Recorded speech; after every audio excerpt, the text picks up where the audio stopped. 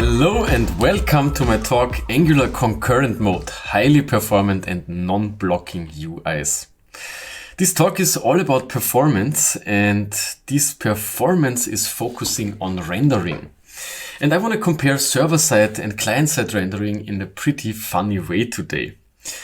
First, let's think about those two concepts. Here we have the server, and the server sends us a lot of HTML and CSS and a little bit of JavaScript, and while interacting with this page, we were sending back and forth some requests and received new data.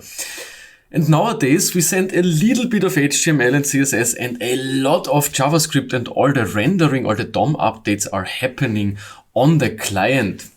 So let me stress out that this server-side rendering basically is the good old server-side rendering where we used HTML and some relational database and PHP, not the fancy one for single-page applications. But okay, so to make it clear, I don't want to talk about the stack or the framework in which we can build the stuff. I really want to focus on rendering in the browser on the client side, to be more specific. First, let's jump into a quick demo and let me show you what a blocked UI means. And here I have a number of items in a list, and when I navigate back and forth, we see that those items are rendered. Let me decrease the number a little bit so that we don't have to wait for so long.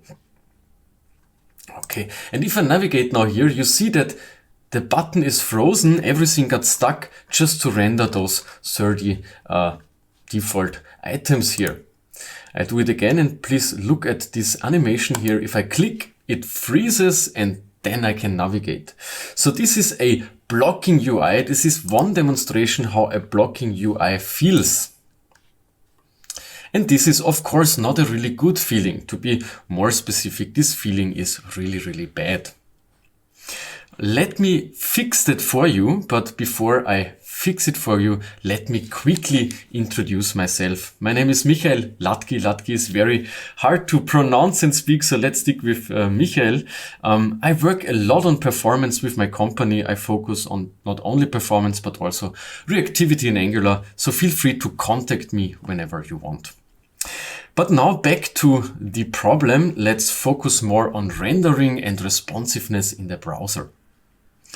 And let's take a look on how the good old days did work. And back then, when we had a list and we received that list from the server side rendered, we could basically interact with the list by clicking a button next to an item and say, move this item one field up. And then we send it to the server renders the list again, and bam, we had sorted our list. Of course, these were in the good old days, and we never ever want to sort our lists in that way, right? It just took forever for all the round trips. So how does it look today? Today we have instant respond. We render those changes on the client and we just send a diff to the server. So the initial list, of course, still is sent from the server. And then we can click, drag and drop an item to a specific place, leave it there, and then we just send the diff, the move command, to the server, and all of that stuff is really snappy and instant. So users always want to have this snappy, this instant response, and they want to have it on any device, and this is a huge problem, as you might already see. So what can we do with that problem? Let's dive into some theory, and then I will show you some more demos on where we can fix or try to fix that. One of the theory blocks that we need to know about is performance optimization through user space schedulers, and I will introduce them. But before I introduce them, let me give you a small concept, a small idea of scheduling. And I will do that by comparing scheduling with our calendars. So how do humans schedule their work? Well, we have calendars, and on these calendars we have events, these blue circles, and all these events can also put together in relation, so we can have one meeting and schedule another phone call.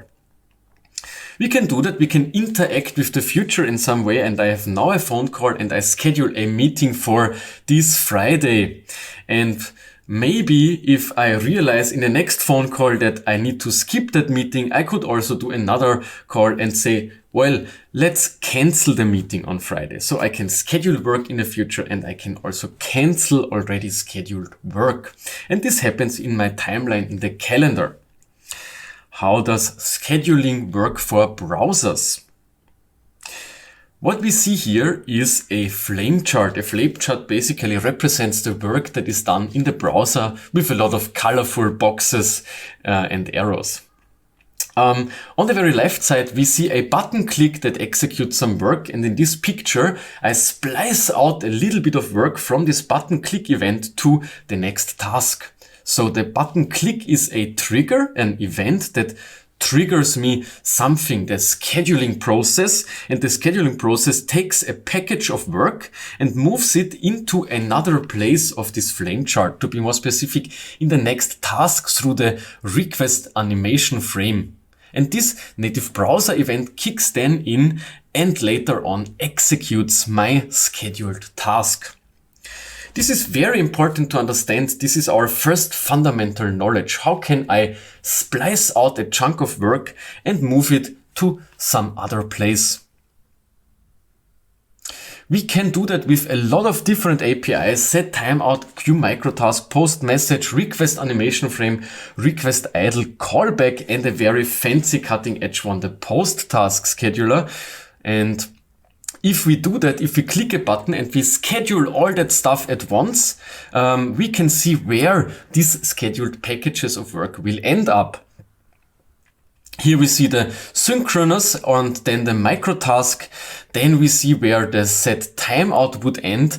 The macro task, we see the idle callback, the animation frame now right before the paint. So this green dashed line here is the paint event. And then we have the post task schedules priorities. We have 3 different priorities here. So you see they all end up in different places in my flame chart. Another piece of theory that we need to understand next to this scheduling. So scheduling is about moving work, chunking work and moving it to other places. And we move those things in the main thread. What is the main thread for humans? So if we think about smallest pieces of time, we could take our calendar and chunk it in those smallest pieces, and let's say the smallest piece is 10 minutes, because it will not make more sense for us to have a smaller unit. And this is basically one task, one unit of time that we will definitely not go smaller with. And in this main thread we exist, we schedule all our work. How does this main thread look for the browser? You already saw flame charts, so at the very top of these flame charts there are the units, there are the so-called tasks. And a gray box, a task, is one piece of work that the browser has to perform in a row without having any other time to process, for example, user interactions. And user interactions are very important. They, to be more specific, are essential for core web vitals. If the user interface is blocked, we call that a frame drop. Frame drops are marked with this red small tiny thing here that we see on the slide, and they are very, very unfortunate. They delay our largest contentful paint, they delay also our user interaction, and they count as total blocking time, so they really block our user interface, and this is really bad. To give you a special and really nice example, I will open up the Angular I/O page, and I then will do a recording. Basically, I did a recording already when navigating through this common routing task here and the overview. And if I would click that and navigate, we see that it sometimes takes time and it really stacks. So if we zoom in, we have some really interesting dropping frame here, we have this long task of 325 milliseconds, and in that task a lot of work is placed. And if you scroll in, these are all landed animation frame requests which later on execute components. So those are Angular elements, and it would be really cool to fix that frame drop here, because then we could increase the web vitals of our Angular IO page, right? And this is what we want to do. So this is a good example for a frame drop, especially this one, because it requires a little bit more knowledge to fix, in particular, those multiple animation frames. We also have another one here, which would be a little bit easier to fix. We will learn how to fix both of them. Let's jump back into our presentation. It's dense, but let's see if we can understand this problem a little bit more. So this red block here, this frozen user interface, is called a frame drop, and I will introduce you to frame drops for human to be more specific how I, for myself, introduce a frame drop in my life, in my main thread, in my calendar.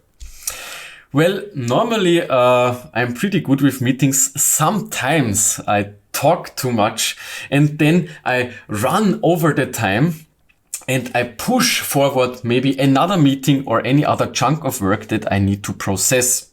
And until I'm not done with my talking, I cannot do anything else. So I block this time, and everybody or everything else has to wait until it gets processed from me. Another thing that I'm really good at is I schedule my meetings whenever I have already another meeting. I schedule on next Sunday, and then I realize, oh gosh, I already have 2 other meetings with good friends on the same day at the same hour. Maybe I can collapse them together into one bar, but it's not always that easy as you can think. And the best thing that I do is I calculate my work. I estimate how long it will take to implement this and that feature, and I say 10 minutes. And if you look at this huge blue box here, there is not enough space on the screen. So I work weeks when I say it takes an hour. And this is how I crash my main thread, how I introduce frame drops into my life. How does a frame drop look in the browser? Well, I already showed you this red bar here. Let's zoom in a little bit more and let's have a close look on a so-called long task. A long task is always a good hint that we have blocking UI, which always results in bad web vitals. So if we look at that task here, we see that the left part of the gray box is gray and the right part of the gray box has additional red color on it. A small red triangle and these red lines. And it's not all of it. It is only the part that is longer than 50 milliseconds. So everything under 50 milliseconds is okay-ish for the browser. We can read up more details when we have a look at the Rail model, but this is a little bit too much for this talk. So we will just stick with the term long task. You can also look that up in the web.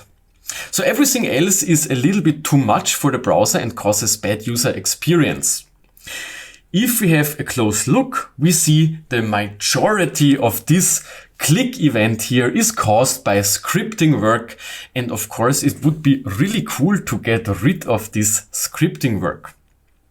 And in this talk, we will also only focus on scripting work, not on styles recalculation. This would be the spot for another talk. So let me show you a little bit how we could reduce dropped frames, and by doing this I will open up another browser window. I will open up my incognito browser here to do some cool measurements, and I have this movies app, and this movies app here basically displays different movies, and when I hit the refresh button I could measure it, and I could measure, and this is what I already did, that if I refresh, my frame chart looks like this. And at the very beginning, I have this 600 milliseconds frame drop. And if I zoom in a little bit, For those who might not read it that quickly, just trust me, the left block here is some Webpack magic script compilation code and a lot of other stuff, and the right part here within the micro task is bootstrapping of my Angular application. And if I hover here, you see bootstrap module factory. So this left part here within this huge long task would be the module, the bootstrapping of Angular. So by knowing already that we can use scheduling techniques to interfere, let's jump into the main TS file where we bootstrap our Angular app, and let's do something funny. Let's introduce a set timeout and let's wrap only the bootstrap of our Angular application of the platform browser dynamic with a set timeout and then recompile the app. This set timeout is set to 0. So it will immediately execute. And after my module would reload, I already did the measurement here because measurements normally take some time. And if I would zoom in the second measurement, we would see, and let me do that here, that the bootstrapping phase now is separated into the stuff from Webpack, and on the other side we see in my timer fired the bootstrap module factory. So what does this mean? We won additional 50 milliseconds, as we already know, that are now considered as non-blocking. So 50 plus minus 50 milliseconds of total blocking time is pretty good for such a small trick. So this is the first thing that we now can do with our knowledge of scheduling. We can wrap the bootstrapping phase. But as we might remember from here, this would not be enough to fix this problem, because here we have a lot of different isolated scheduled packages, and to fix this problem we would have to have a notion of time to understand until which part we should stop and what should go in the next task. To solve that, let's learn about a real fancy and new thing. In the next slide, I will present to you Angular Concurrent Mode main thread scheduling that is smart. Main thread scheduling that can prioritize and cancel work. We did a case study. We analyzed ng-for. This is a really good thing because ng-for renders a lot of stuff synchronously.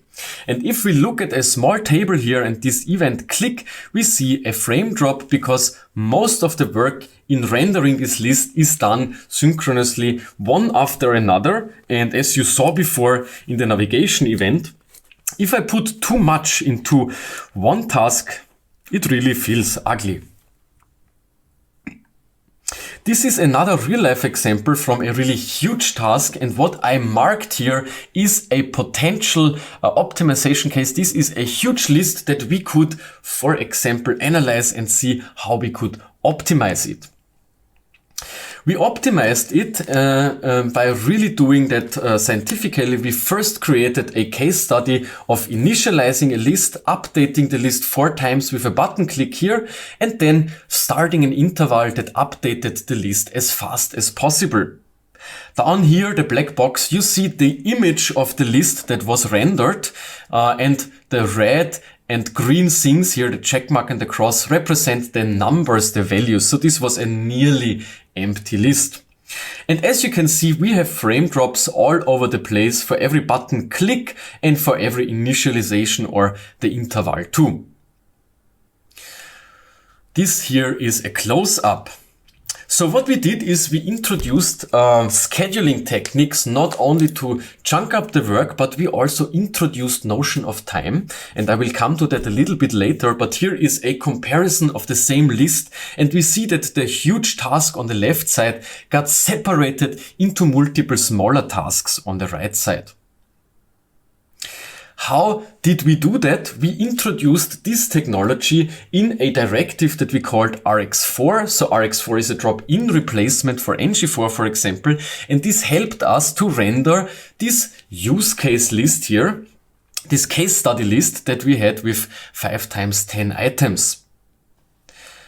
If we have a closer look on the exact same use case, we see now that the initialization phase has some quiggles here, but not a single frame drop. We see that every single click event is clean without any frame drop, and the interval is most exciting for us.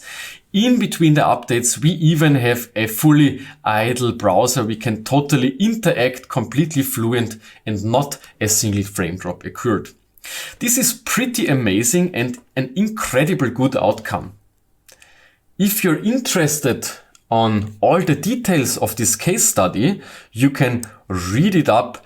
If you have a look at this issue here, I will quickly open it for us so that we can see what else it took us to introduce that, and you can scroll through that case study. Here is more information on what the bad parts in the ng-for implementation are, some quick demos, then a lot of concepts, a lot of features that we wanted and already implemented. Here's some error handling stuff, and then the comparison as I showed you, and some more details in the rendering process. This all is done, and by recording this video, I guess you should, when it is online, already be able to download it. We will release it tonight or tomorrow.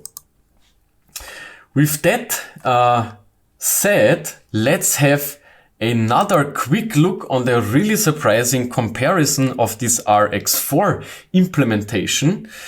So we see the native ng-for and down here the RX4. And if you have a look on the red boxes, they are all gone. And this means incredible good time to interactive, incredible good experience for the user, and sometimes also a good improvement of the largest contentful paint, our important core web vitals. So, I showed you already case studies. Let me go back to this navigation example. If you remember this blocking navigation here, and now have a look when I switch from native, which is a really long blocking, to concurrent. So empty, concurrent, empty, native. I do it again, empty, freeze, wait, done. Empty, immediately done, and I even can go back immediately and don't have to wait as I would do it here. So this is a quick demo on how it is solved. I guess I should give a hint, more information on how this is even possible. I mentioned it before. We gave our small library notion of the frame budget. So at the top, this is native Angular rendering. All the blue packages are packages of work, list items, for example, or other parts that we want to render. And they are all rendered at once because Angular has no notion of the frame budget of these 50 milliseconds, which are considered as a good frame. Concurrent Angular has that notion of the frame budget. And as we can see in the below image, we see that every single task is non-blocking, and if there is too much, we just schedule it into the next task. With that said, let's jump into our last demo. Let me refactor the movies app that we already saw here.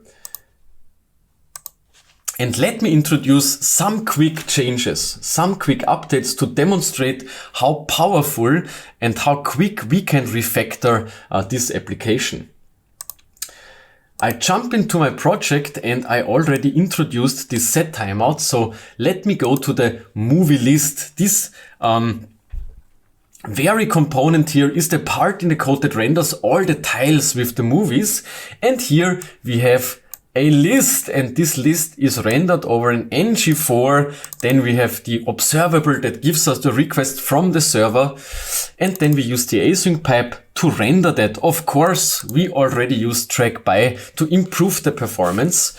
And now we will refactor that to concurrent Angular. So I go to the ng-for and I replace that with an Rx.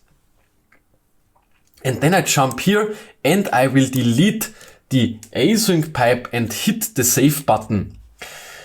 By doing that, I will let the app recompile and jump into the browser, and I will have a close look at the old flame chart here. And if I open that up, give me 1 second. And if I open it up, I see that at the very end, we have this blocking task. And down here, we render the list of movies in especially this area here, which is the majority of this whole red blocking task. So what I already did is I measured this improvement here. I can just navigate again so that you can see it is still working. And then I jump to the next recording. And in this recording, I already introduced the Rx4. And as we can see, let me zoom in. Now our XHR request, this was the blocking task, is only 60 milliseconds. Of course, we can do better, but this was just a tiny and quick refactoring, and everything else after that here is non-blocking, so we have not a single red red task here marked. So this was a first quick improvement with the Rx4. The Rx4 is basically a drop-in replacement for the ng-4. What else can we do to introduce all those rendering concepts? Here we have a nice thing, a pattern that is the ng-if hack so-called, and we often use that to display or hide content. The same pattern is also implemented here in the app shell component. In this case, it is not used to show or hide pieces of our component. In this case, it is used as we call it the ng-if hack. There is an object bound to this observable, which is always true, and we just use the ng-if here, sorry, to be able to bind this observable over the async pipe as a variable that we can then later on reuse in our template.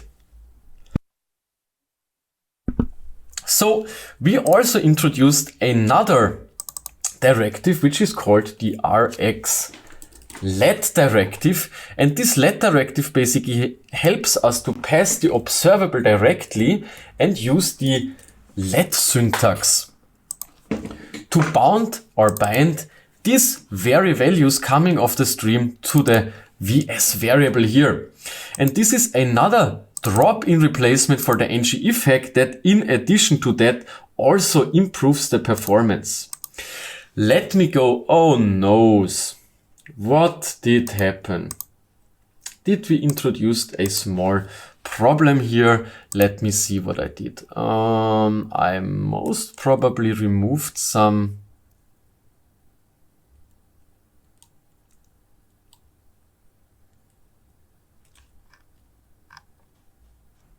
pieces of the code here. Maybe it is working now. RxLet, and then again this. So now we have that. I try to compile it again.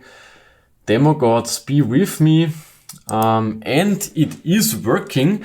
So let me open up the old measurement again and let me navigate to the bootstrapping of these components. This would be this very task here, where we, if I zoom in a little bit, introduce the app component and then here later on the app shell. So with my improvement, the right part, this should be chunked out into a separate task, and we again win 50 milliseconds of this blocking task. I already introduced the change. Let me interact with the page and see if it is still working. Of course, it is still working. I open up the last measurement, zoom out, and I navigate to that part here. And then we can see that the left part is still in the microtask. The right part where we have the app shell component is now spliced out. Of course, there's still a lot of work in this task, but it is already a little bit more separated. We have 50 milliseconds less blocking time, and it was only, again, a tiny refactoring. This was just a very quick introduction of scheduling techniques and how they are implemented in RxAngular. And of course, how you can immediately use them today.